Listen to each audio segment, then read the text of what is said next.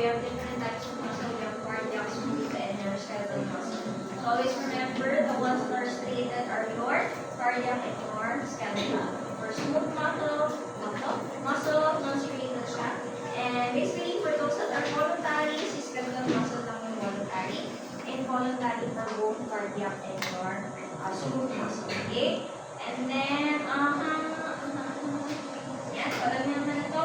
Na-discuss natin ito sa inyong anatomy, yung harnessing. So we have the peritissue, epitissue, peritissue, and endothelium. So these are yung basic na mga connective tissue na naglaline dun sa ating mga specific na structure of your or organization of your muscles. So if you can remember, we have the muscle fiber or myofibers. And then, next to it is your fascicle, or yung bundle ng isang fibers.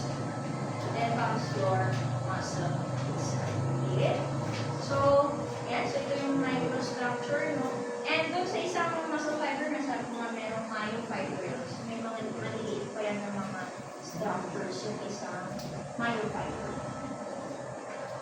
So, nabanggit ko na ito ng last time, if you can remember. So, the unit of the myofiber are the myofibers what we call your sarcomere. And then the end of your sarcomere is what we call your pseudus na tinatawag natin. Sinabi siyang pseudus kasi parang zigzag ang kanyang formation. And yun nga din, we also have these filaments. So we have these typical proteins. You call that your thick filament is what you call your myosin. So kapag thin naman, your actin. Okay? And then we also have this specific na mga bands. So if you can remember, yung mga wala doon sa area ng ating myosin is what you call your eye band. Okay? Pero yung nandun naman sa area nito is what you call your A band. Okay? Tapos, this one is the M-line. So yung in between that specific na myosin, that's what you call your M-line made up of proteins. And then if you can remember, itong mga ito, yung titin. Ayan, yung titin na tinatawag. Okay. So, ano naman siya? So, again, this one is the microstructure of your skeletal muscle. We have the actin and then the myosin. For the actin, basically, it has this tropomyosin and troponin. So, if you can remember, si troponin, meron siyang troponin I, meron siyang troponin T, at meron siyang troponin C. So, the troponin C usually binds no ang calcium doon. Babalik sa mismo calcium. And yun nga, si actin, meron siyang mga specific na mga active sites na tinatawag natin. So, ang mga bumabalan na doon sa kanilang active sites are your tropomyosin. So, para hindi sila yun nga magkaroon ng exposure. Yan. And then for the myosin filament, just remember that it has a tail, a neck, and a head. So it has usually two heads, no? The head usually has this ATP site. So siya yung bahalang nag-hydrolyze. Kaya nag-hydrolyze ng ating ATP. Kaya siya tinawag na ATPs. Parang na-discuss ko na rin natin. Ayan. So I think I've discussed this also. The sarcoplasmic reticulum. So basically, this is the reservoir or sinasabi natin na storage of our calcium. So always remember that the sarcoplasmic reticulum is the storage of our calcium, basically. And usually, meron siyang so usually, meron siyang ayan, yung mga striations, ito yung kanyang itsura. And maalala nyo ulit, meron siyang mga specific na mga T-tubules in between. So, kumbaga, doon sa may sarcolemma, parang may mga junctions or gap junctions na tatawag natin. So, doon pumapasok si T-tubules. So, hahati nyo yan. So, this one is your client na tatawag natin. Yan. Ito naman, ano ako may discuss. Ayan, ito yung iba natin. Ayan, so, we proceed now with your neuromuscular junction. So, kung sinabi natin neuromuscular junction, is neuro, ibig sabihin yung synaptic terminal ng neuron, tapos muscular, ibig sabihin yung muscle fiber, no? Yung area na yun is what you call neuromuscular junction, yes, NMJ. So it is sabihin na, it's a specialized area on which or on each skeletal muscle fiber where it interfaces with your nerve fiber. So siya yung nakaharap po sa mismo neuron. So basically, dyan yung transmission na ating mga specific na mga neurotransmitters na tinatawag natin. So dyan nangyayari. So sabihin dyan, this is the point of communication in the sense na galing sa synaptic terminal, lalabas yung mga specific na mga neurotransmitters. No? So basically, they are bounded doon sa ating synaptic vesicle. Kumalat din na sa loob sila ng synaptic vesicle. And, okay, so sabi niya, key features are the terminal branch of nerve fiber approaches the muscle fiber. So, nakakabit siya doon sa area na yun kasi siya yung magbibigay na butos doon sa muscle kung makakontract siya or located through these neurotransmitters or yung mga tawag ng chemical synapses kumalat. No? So, it has a small synaptic cleft. So, yung cleft is yung space in between the synapse at saka yung muscle. And it's usually centrally located along the surface of the muscle fiber. So, nasa may muscle fibers yun. So, ganyan siya. Yung neuron, yung motor neuron na kabit siya doon sa specific na muscle fiber, yung mga kamay-kamay siya, yung mga terminals na tinatawag natin, yung mga terminal branches. So, para mag-cause siya na contraction dito sa mga specific na muscle fibers. Okay? So, pag sinabi natin motor unit, usually one motor neuron, yan, na isang motor neuron, and yung buong muscle fiber na kanyang ini-innervate. Pag sinabi natin ini-innervate, it means na yun yung binibigyan niya ng utos para tayo. Okay? So again, this particular one is what you call a motor neuron. So, motor neuron at saka yung muscle fiber. Okay? And then we also have here, sabi nga siya, terminal branches. No? So basically, ito yung mga specific na mga bunga-bunga. Ay, hindi pala bunga-bunga. Ano tagal ng branch? Sama. Ayan, sama. So mga sama-sama ng mga neuron. Okay? So a single nerve fiber may divide into several terminal branches. So, yung mga yan yung mga terminal branches na tinatawag.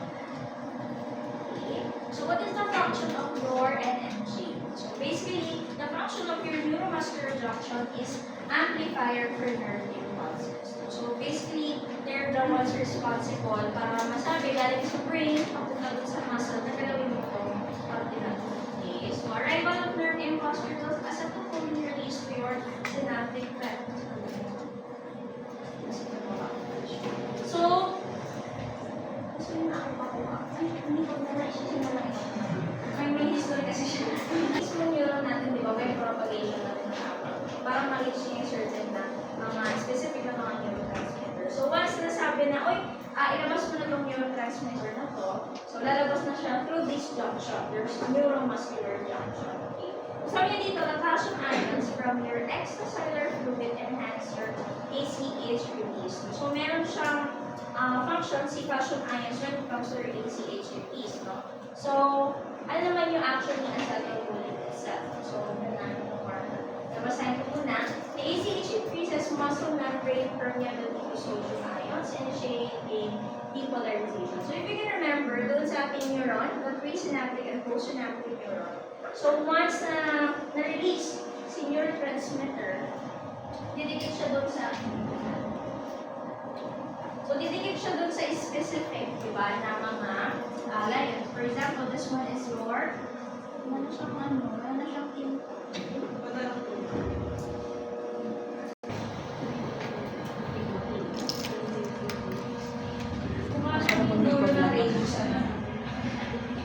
May papalapit siya. Alala niyo pa si Ladies?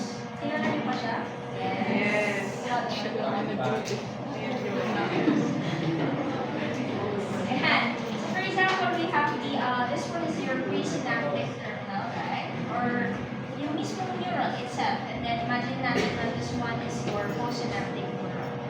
Okay? So meron siyang mga specific na mga, yung mga tawag dito is what you call your synaptic vesicles. And then inside of it, nandoon si acetylcholine dun sa inside of your synaptic vesicle. And if you can remember, usually pag pumasok si calcium ions, diba? Kaya na dun sa isang point natin, the calcium ions from ECF enhances your ACH release.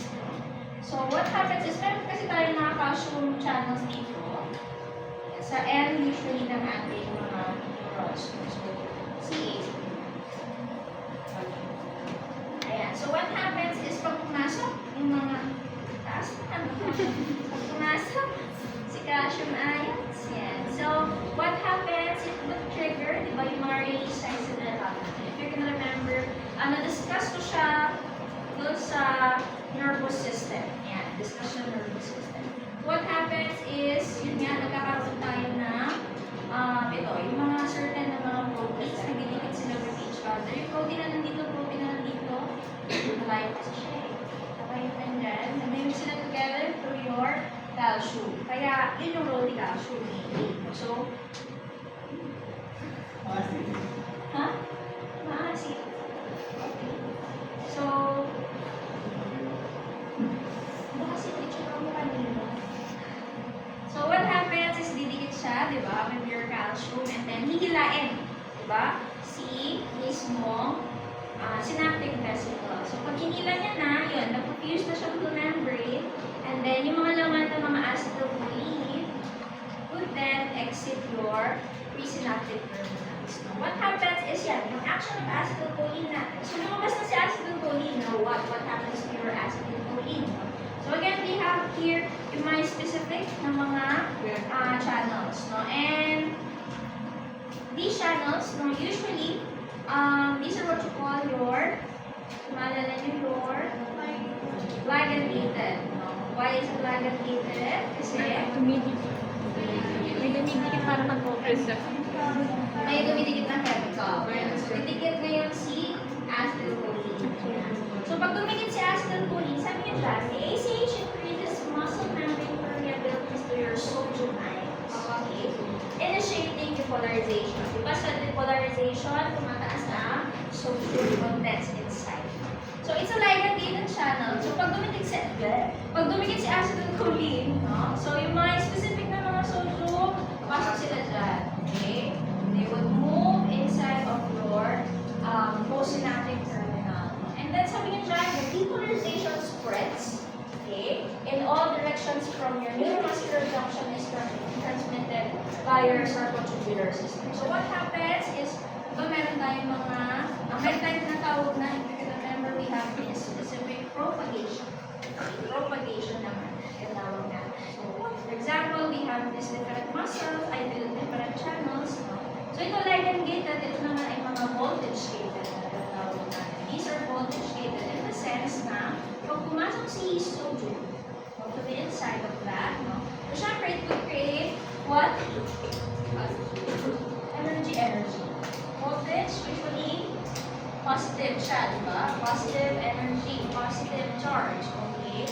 So, ngayon, dahil voltage-gated siya, then, na-sense niya na, uy, positive siya, bukas siya. Okay, so, papasok ulit, going on in, and then, syempre, magiging positive ulit. So, matitrigger niya ulit yung susunod, tapos, and so forth, and so on.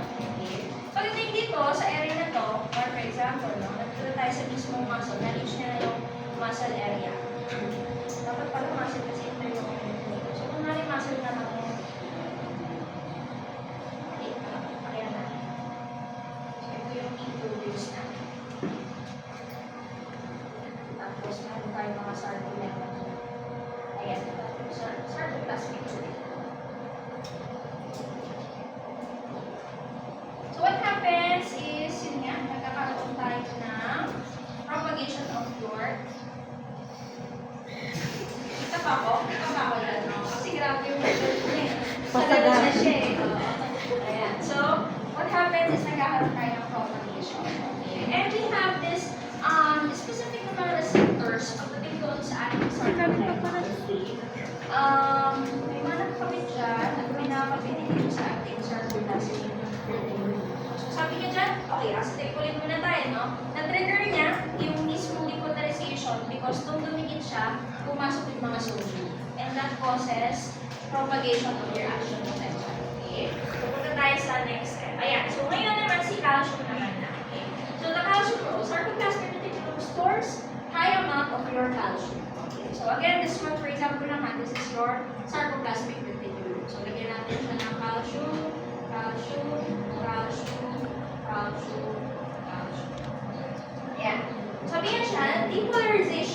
triggers calcium release into your sarcoplasm. Si sarcoplasm ay parang siya yung cytoplasm ng ating skeletal muscle. Okay? So once that happens, no, so sabi nga dyan, paano ba nag-cause ng, syempre nasa sarcoplasmic reticulum si calcium, kailangan niya lumabas dito kasi sarcoplasm ito eh. So paano siya usually lumalabas? What happens is, nagkakaroon nga tayo ng specific na mga receptors dito. So once it reaches that specific receptor, yan, tinatawag natin na, I'm not really sure of the term, no? Pero ito na, dihydropyridine receptor, okay? So nakabind ito sa ating sarcolemma. Mas ano yung sarcolemma? So again, sarcolemma is parang siya yung cell membrane, okay, na ating muscle fiber, okay? Tapos, ito rin, meron din siyang specific na receptor, itong ating sarcoplasmic reticulum. So ito yung mga tinatawag natin na ryanodine receptors, okay? These ryanodine receptors. So ngayon, si dihydropyridine receptor, for example, na-receive niya na yung specific na action potential, yung specific na charge ng energy, or voltage, no? So parang mabubuan siya ng loob. Ikiligin siya. Okay? Ikiligin siya. And, itong mga receptor dito sa ating calcium, magbabind siya dyan sa mga specific na receptor ng sarcolemma. So, usually they're mechanically coupled. Tinatawag natin. Parang nagkakaroon ng coupling. Kaya nga siya din ng excitation coupling mechanism. So, what happens is, kapag dumikit siya, itong receptor na to, iiwanan nila yung sarcoplasmic reticulum. Okay? So, sasama na siya, makikitanan na siya kay dihydropyridine receptor. Okay, so si ryanodine, babay ka na. What happens is syempre kapag tinanggal na yan, mabubutas ngayon si sarcoplasmic reticulum. Okay, so pag nabutas siya, syempre, napakaraming storage ng calcium. Okay, so what happens is, lalabas na si calcium mula sa sarcoplasmic reticulum papunta na sarcoplasm.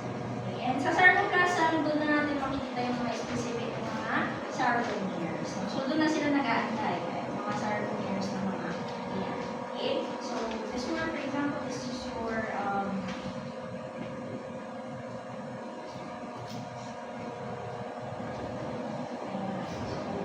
magdidikit na siya tuloy doon sa ating mga calcium. Sa troponin C, yan ang ating active. So, once na nagbabay na si calcium dyan, dito na siya pupunta doon sa ating mga sarcomeres. Okay? So, nakuha yung process. So, the calcium, kaya important si calcium sa pag-initiate ng muscle contraction. Kailangan nandun talaga siya. Kasi kung wala si calcium, hindi siya magkakaroon ng triggering response. Okay? No, kailangan talaga may dumikit dito sa ating troponin. Okay? Kaya minsan pag may hypocalcemia, yun, parang mahina yung katawan, mahina kasi calcium, mahina yung katawan. That's because we always need your calcium. Okay, so the calcium initiation muscle contraction is actually optimal. Okay, so now we proceed with your contraction process. Paano ba nangyari yung mismo contraction? Talaga yung taas eh. Talaga ako makita dun sa cellphone. Okay, so ngayon we proceed now with your contraction process. Ngayon, sabi nga natin, so nandiyan si calcium dito sa mismo sarcoplasmic. Ito sa mismo sarcoplasmic. Nakalabas na siya ng sarcoplasmic reticulum. So, first one, ito yung mga steps na involved usually sa ating muscle contraction. So, sabi nga siya, ATP hydrolysis. Pag sinabi natin hydrolysis, again, ano yung isip na hydrolysis? Oo. So, ano nangyari? Sa ATP hydrolysis. Magiging ADP and inorganic phosphate siya, di ba? So, magkakaroon ng cleavage. Yung, nag-break yung bond. Okay? To the help of your, water molecules, nag-break yung bond. Okay? So, ATP kasi siya, di ba? Ibig sabihin, pag ATP, tatlong phosphate na ions yung meron sa kanya. Okay? Kapag hydrolysis, tinatanggal natin yung isang phosphate ion. Tinatanggal natin yung mismo bond nila. Sinisira natin yung friendship nila. Okay? So, parang ganun siya. Okay? So, okay, what happens first is nagkakaroon tayo ng ATP hydrolysis na tinatawag natin. So, sabi ko dyan, ng fucking myosin heads. Okay, fucking myosin heads.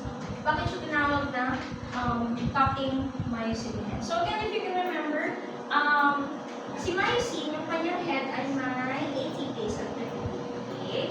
So pag sinabi natin ATP, siya yung tumutulong na hydrolyze. Okay? Yung ATP going on to your ATP and your inorganic phosphate. So sabi nga dyan, from ATP to ATP and your phosphate ion. So si energy comes the myosin head, making it ready to bind to actin. So, unang muna si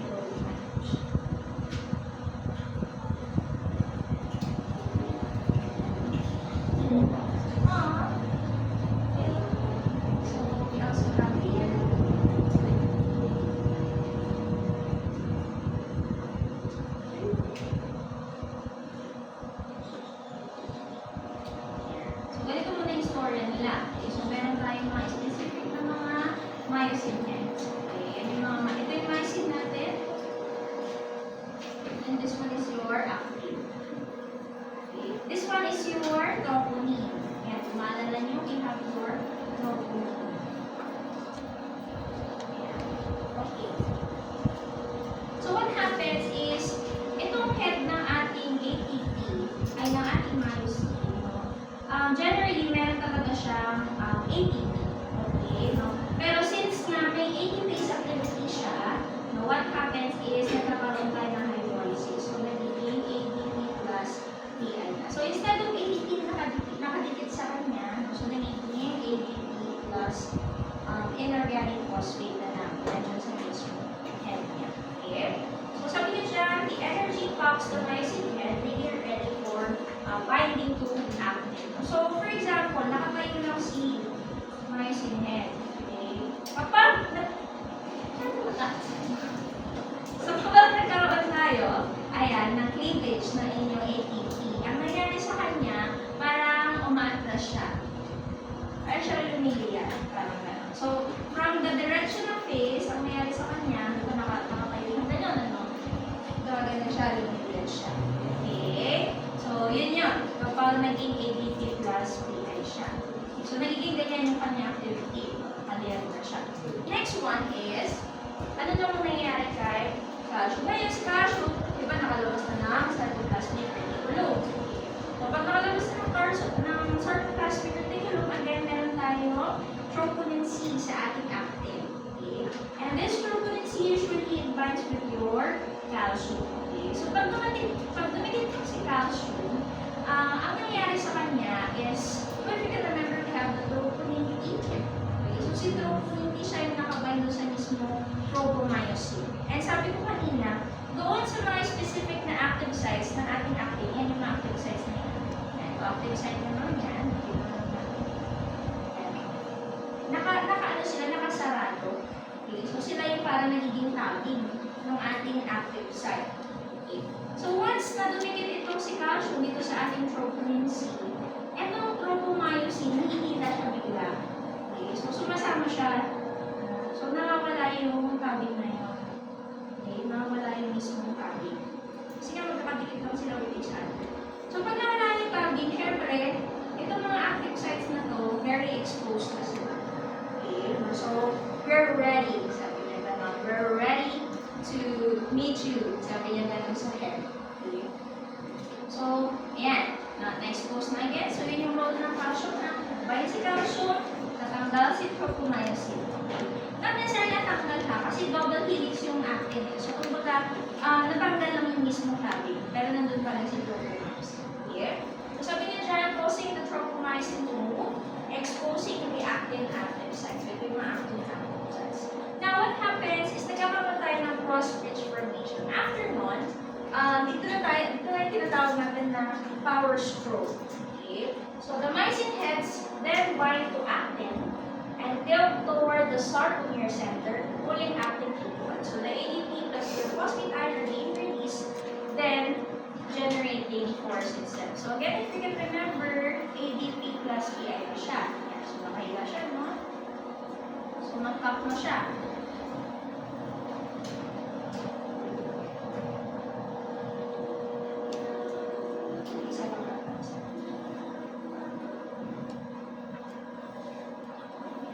Nag-cup na siya, gumanyan na siya. Okay, pero meron pa siyang ATP and PI.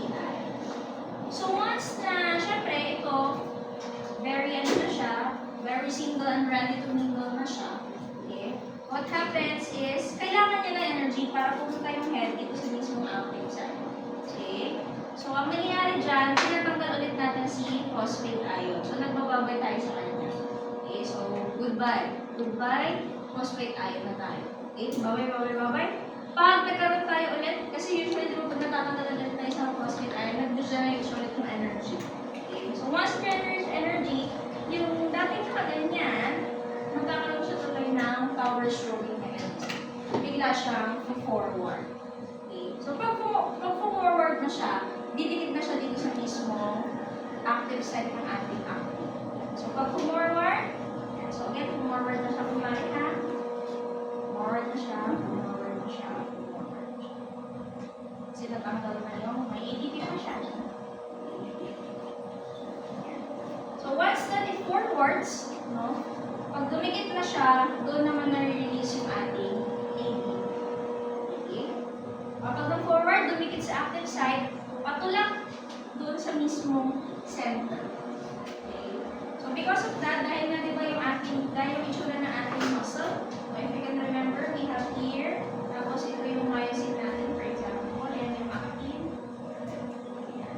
So, again, this one. So, pag tinulak niya yan, pag forward na ganyan, magko-contract na siya. Liliit na siya. Okay? So, nakuha yung mechanism. So, again, ganun ha. Unang process, no? Si myosin head ay naka-straighten lang siya. No? Kapag nagkaroon tayo ng hydrolysis of ATP, magka-cock siya. Cocking myosin head.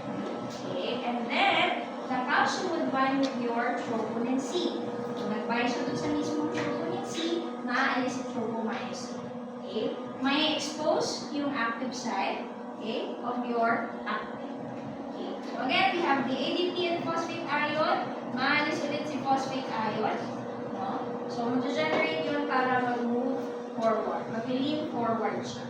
So, pag nag-lean forward siya, maalis naman si ADP. Pag naalis si ADP, tuloy-tuloy na yan. So, matutulak niya na siya. Okay? And because of that, it would move, no, the actin, no, yung actin filament dito, sa toward the center ng ating specific na sarcoma. Okay, so yung ganun yung muscle contraction, kaya lumiliit siya. Kaya pag kinokontract mo yung muscle mo, ibig sabihin, lumiliit yung muscle na yun. Like for example,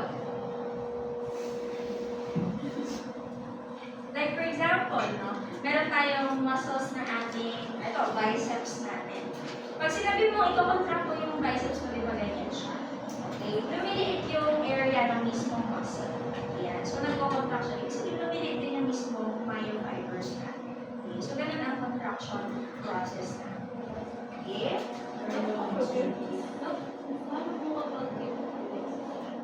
Kapag, ayan, ibig sabihin pag naka-flex siya, contracted siya.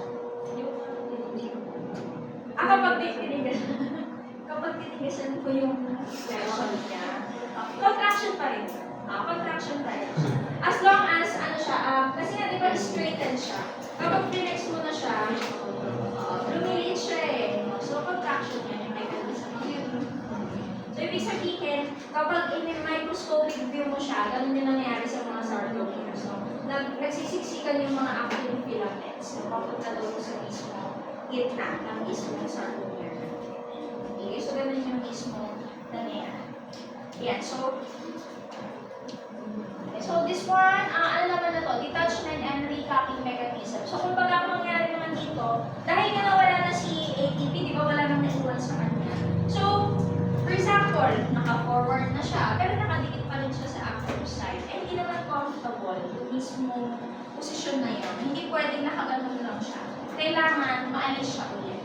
Okay? And that would cause another ATP to bind to that specific myosin head para maalis or magkaroon ng detachment. So, saan naman galing yung ATP? Ba't bigla naman siyang lumusot dun sa area na yan? So, if you can remember, we have the anaerobic, we have the aerobic respiration, yung mga Krebs cycle niyo. Diba usually produces ATP?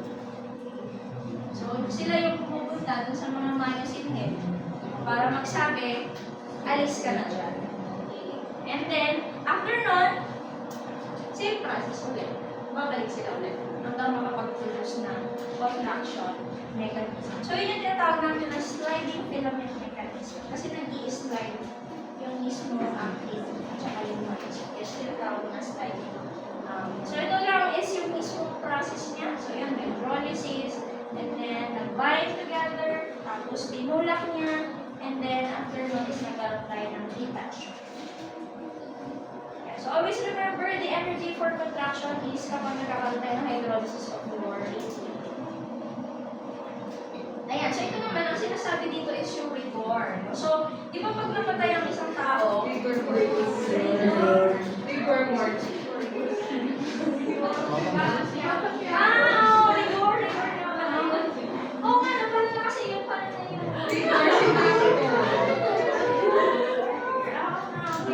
Kasi pala yun.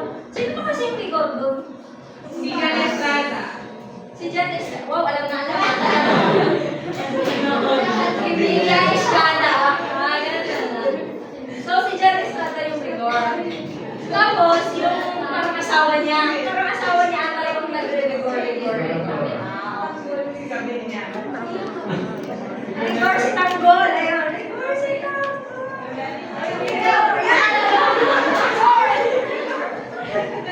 Pag-video. Ito yung pakipause muna. Kasi yung mga ganun hindi kasama sa discussion.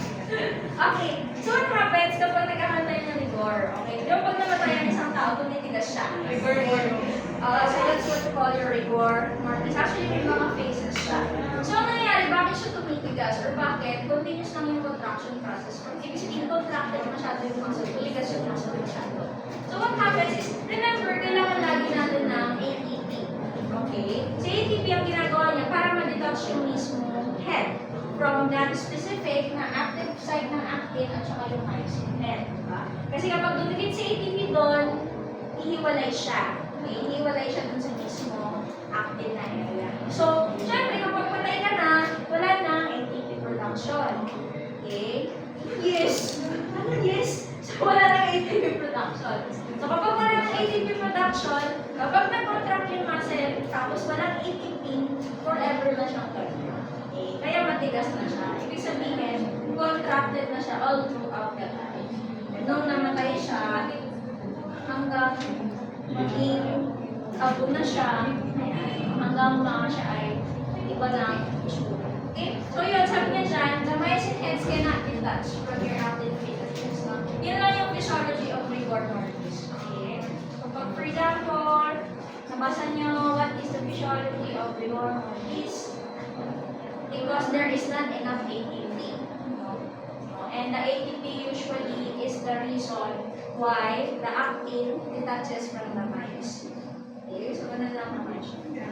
So sabi niya dyan, muscle stays in 8 continuous contracted state. Okay. Dito naman sinasabi sa contraction set, motor unit summation. So again, we remember the motor unit, usually one motor neuron and group of muscle fibers. Usually the stimulation of one motor unit causes a weak contraction. Pero pag sabay-sabay sila, nagkakos talaga siya ng contraction itself. So kaya, kapag kinontract mo yan, ibig sabihin, sabay-sabay, lahat ng mga muscles mo nag-work together. Or lahat ng mga muscle fibers mo nag-work together. Okay, para makapag-produce siya ng enough contraction. So ibig sabihin, ang sinasabi lang naman is, kapag yung mismong frequency, kung gaano kadalas na magkaroon ng contraction is so trap naman, si staircase phenomenon. So ito naman sinasabi ng dito, that for example, kapag yung muscles mo, siya ay na-rest for a long time, hindi mo siya magagalaw kaagad. Okay? Di ba minsan nangyari sa atin yun, yung parang nakapunti yung paa, tapos, hindi ko magalaw. Yung gano'n, siya. So, gano'n. So, ano siya, because, yun nga, staircase phenomenon siya. So, kailangan, may weakness stimulus, tapos, di ba, after a few seconds, medyo nagagalaw na siya. Pero konti-konti na. Pag naiipit, siya, parang hindi siya magalaw. Parang lang. O, yun. Basta yun, nasusubukan ko lagi kasi lagi akong bunga ng posisyon ko. Yung mga tao dito.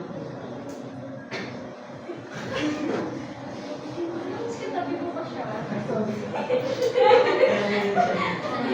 ano nangyayari pag sumusundan? Hindi, stabilay na siya. Kaya naman siya sagdan, syempre. Ayan.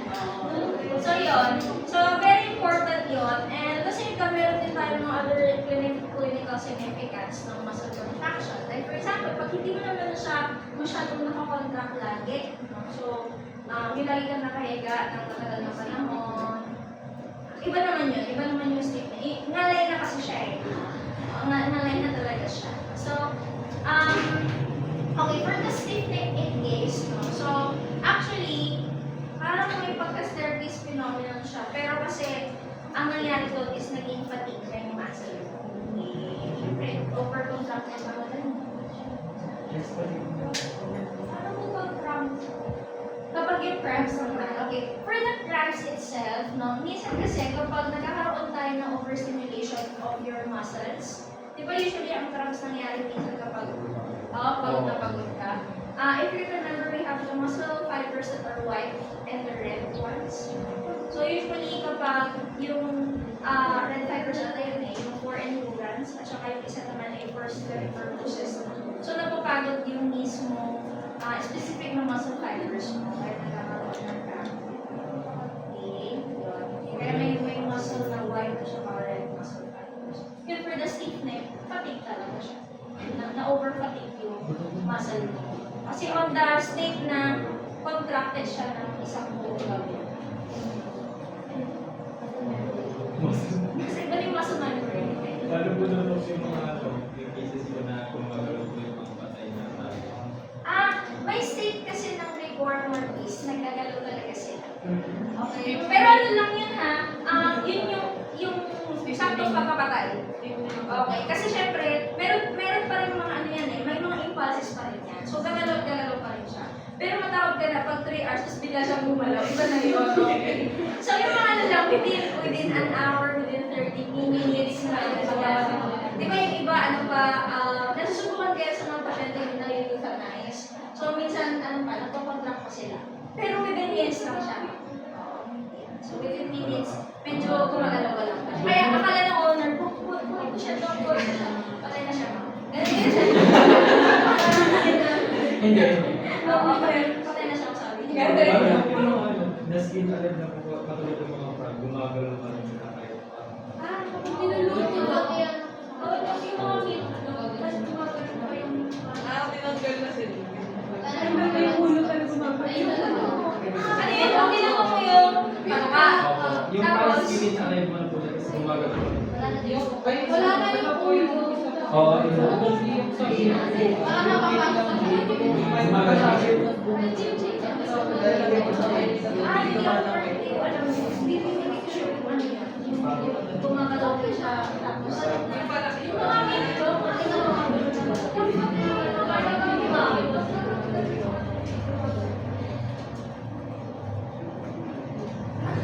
Nahihilitan siya. nahihilitan siya. Baka kabago pa lang mga ano yan. Bago pa tayo lang siguro.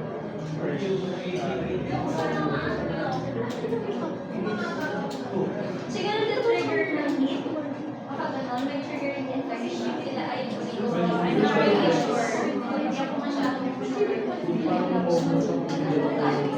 Pero more likely kasi sa most more than after death. Okay, so talagang part talaga. So after one, magpatay ka, talagang, alam mo, fresh ka, kapag gumagalaw ka talaga.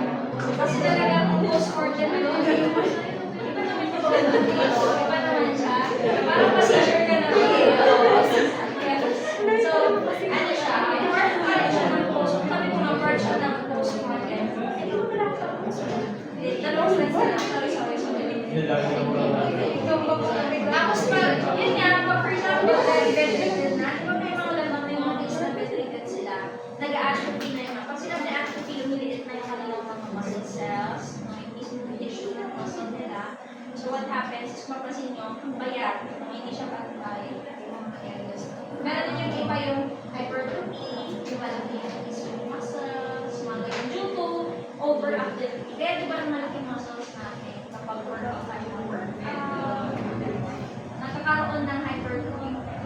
hypertrophy of your muscles. Ay, hypertrophy siya. Malaki siya. Malaki yung okay, we go on with your last na to, contraction of smooth muscle. Mabilis lang siya na procedure. Always remember lang, sa smooth muscle, wala silang troponin.